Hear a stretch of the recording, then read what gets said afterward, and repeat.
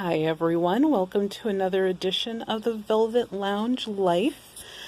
Yes, I am giving you an update on my gardening because some people actually cared and they wanted to hear more and see where I am and the progress that's been made.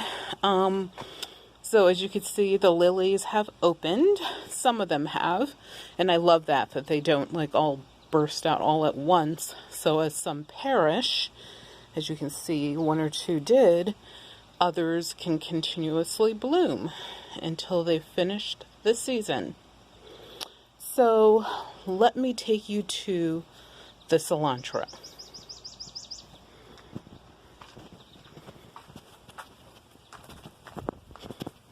Cilantro. So I have 3 batches of cilantro that I planted. And this is one of them.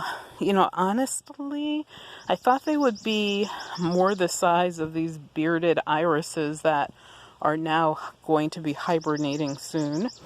But they're not. I did grow these from seed. And they're kind of on target because I did plant them a little bit later. But so far so good. No issues whatsoever with this. And ironically, guess what? The rabbits could care less about the cilantro. So I have it growing in 3 places. So the good thing is I should end up with enough for at least 2 big jars of dried cilantro to last throughout the entire fall, winter season. Of course, I'm going to dry it. And drying it is how I normally preserve herbs. So we are at Blueberries Central. I have a few bushes of blueberries and these are doing really, really well. One of the things I do with my plants, if I notice that like leaves or like see this stick has dried out, it's not anything, I will cut it down to the live part of it and then the energy will go to other parts of the plant. And you can see I have some blueberries that are already blue. I'm going to pick that one. I'm going to enjoy it. Of course, they're not super sweet, but they definitely have some flavor. They're a little bit sweet, tiny bit tart. But yep, the blueberries are starting to color up. And they've been coloring up for the last few days now. And we have to cut that plant out. It's an invader. It's something I notice is that blueberries, the big bushes like this tend to get invaders in them. And you simply just, pull them out from the root. Next thing you know, the plant has more power, more energy, and it's producing more fruit. And what I do with these is I'm going to can them, aka jar them, to preserve them. And we will have, we have so many blueberries, you guys. This is like one of the bushes that you're looking at. And it's about 4 feet tall, probably about 5 feet, 4.5 feet to 5. It's probably like 5 feet wide. Because I'm a little bit taller than it is. So next we're going to look at onion. Look, there's little dog Bert that loves pizza. We rarely ever give her pizza. She just likes it a lot. And look at the houseplants. So, I see a yellow leaf. What I do in this houseplant is approximately, wow. This plant is probably 35 years old. And what I do is I take cuttings from it like once every maybe 3-4 years. And these are cuttings from it. And this is what I've done with them is I put them in water. They've been in water now for like 4 or 5 years. So I guess it's a version of aquaponically growing it.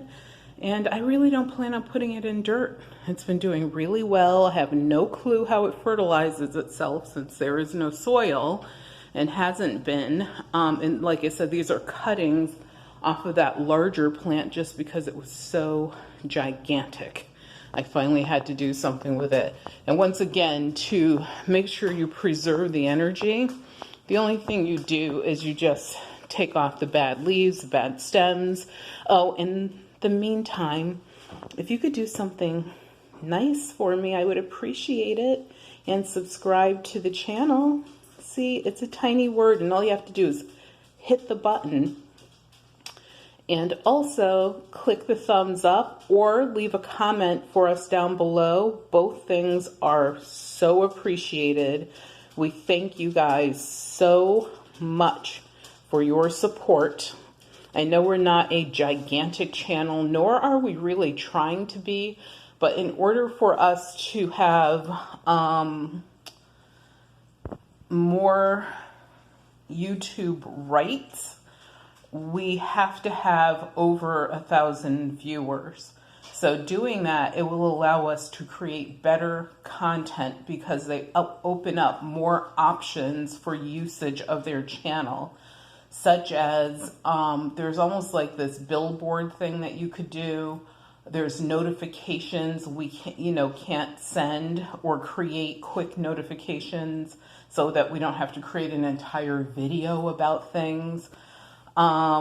There's just a lot, as far as editing and stuff like that, different options that we just don't have because YouTube will not give them to us unless we have enough viewers. So we can only do that with your help. And if you could share the videos, ask others to subscribe, especially if you're on Facebook and you're talking about cooking, gardening, eBay, reselling, being an entrepreneur, antiques, collectibles, buttons, the list goes on and on. We have videos, as you can see, about a lot of different things, and you can share a link. It's just a copy and a paste. So thank you, once again, thank you. So back to the real deal, Holyfield, and one of my favorite things, orchids. So this orchid is a few years old. And I don't know why, but this one resprouts the flowers like every 3 to 4 months. What you have to do is when the flowers completely die off of a branch, is you simply cut the branch back and a new branch will grow. This orchid is practically my child. This orchid is, I'm going to say maybe 14, 15 years old. I don't remember how old it is. I actually did look it up because there's a video I created coming out in August on how to continuously regrow your orchids, because most people, when the flowers die, they think that the plant is dead, or they get bored with the fact that there's only these thick green leaves. But there's just 2 or 3 things you need to do. And look, there's new fronds growing off of this one already, and some trying to creep out. And if you do these 2 or 3 steps, which is in this video coming out in August, you can continuously grow orchids all year long. And the care for them is super simple. I think that most people, make it more complicated and do too much, and that might be why there's, doesn't continuously sprout. So that card that they give you with them, that card, forget about it. I've tried that and it doesn't work, but I do have a solution that actually works. My friend Lindsay cut these from the trees in her garden. I would think they're lilacs. I don't think so. They don't look like lilacs, but I don't know what they are, but purple is my favorite color, and these are absolutely stunning. Thank you, Ms. Lindsay. And in here, if you remember, this was full of mustard greens. Now you can see that it's only like, 25% full of mustard greens. And I am growing some onion. See the green sprouts coming out? Each one of those sprouts will be a separate onion plant. And I'm going to put them in the planters outside when we get there, when they actually grow. This one did not make it. It didn't get the green sprouts.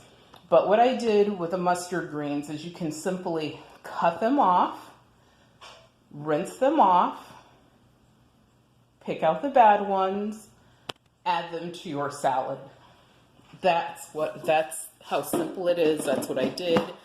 Also, we have some green sorrel out here. That is also, ooh, I put my hand in front of the camera. Apologies. That I also forage from our yard and added that to the salad. But look at this, folks. Look as we get closer and closer. Oh my God, the collard greens and the mustard greens are stellar stars. They are so abundant, and I've harvested from a couple plants just as a tester, and the leaves taste yummy. They're tender. They're so tender you can have these in a salad. You don't have to cook them, because when you buy them in a grocery store, they're tougher, they're bigger leaves, and the reason why is they have to survive being harvested, shipped, and stored for a period of time. So therefore, obviously, you're not going to have tender leaves like this. And tonight, before I go in, I am going to harvest some of these. And in the center, those are the mustard greens.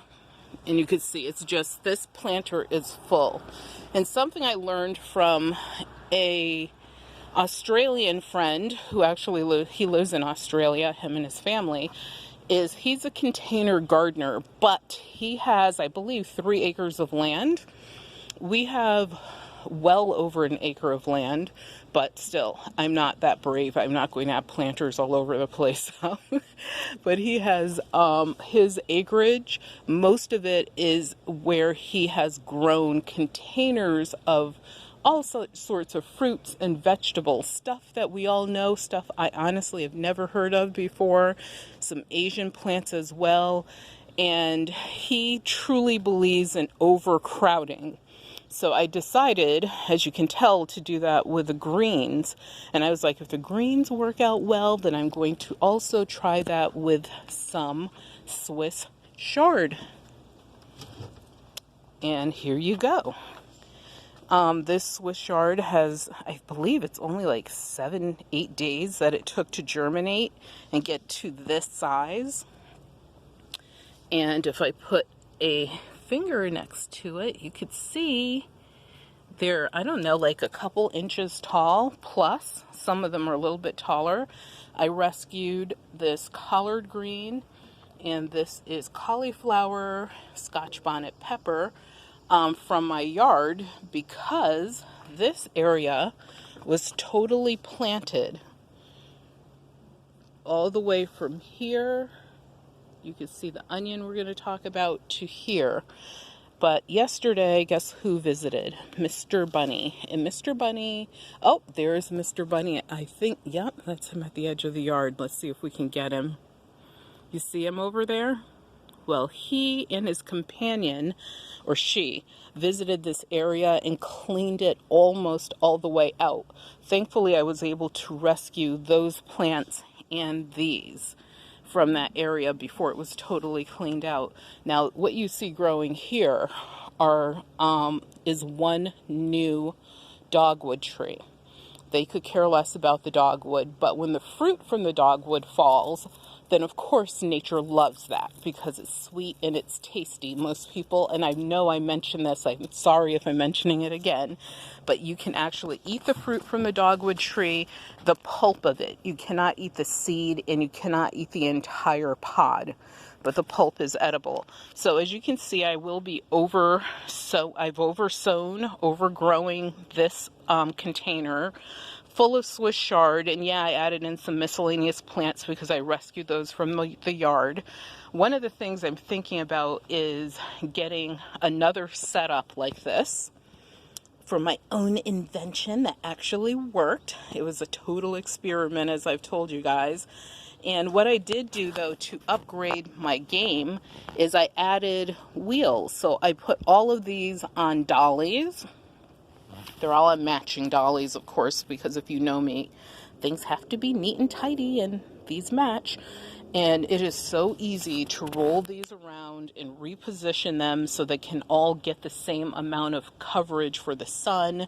They don't get overwatered like I actually moved the collard greens used to be over here, the Swiss chard and all used to be over where the collards are, and I switched those out and I could move them around by myself. However, these are very heavy.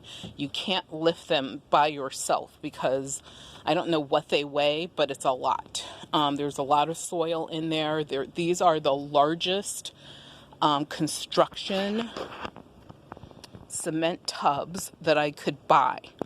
So you can buy the smaller ones. The issue is they're not deep enough for most plants to really take off and grow to their full potential.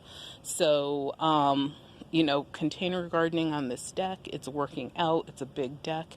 So I do plan on probably putting one more setup up here, and that will probably be it.